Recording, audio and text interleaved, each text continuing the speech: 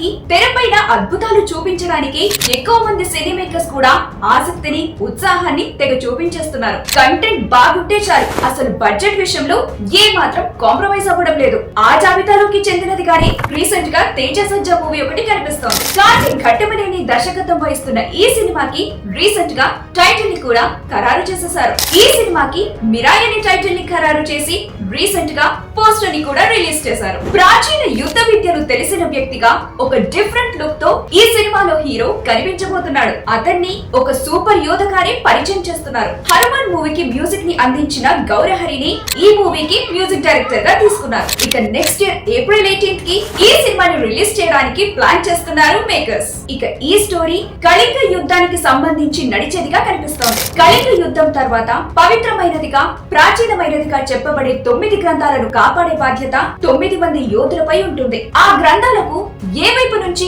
ఆపద ముంచుకొస్తుంది, అప్పుడు యోధుడైన హీరో ఏం చేస్తాడు అనేదే కథ. పీపుల్ మీడియా ఫ్యాక్టరీ నిర్మిస్తున్న ఈ సినిమాను 3D లో కూడా విడుదల చేస్తుండటం విశేషం.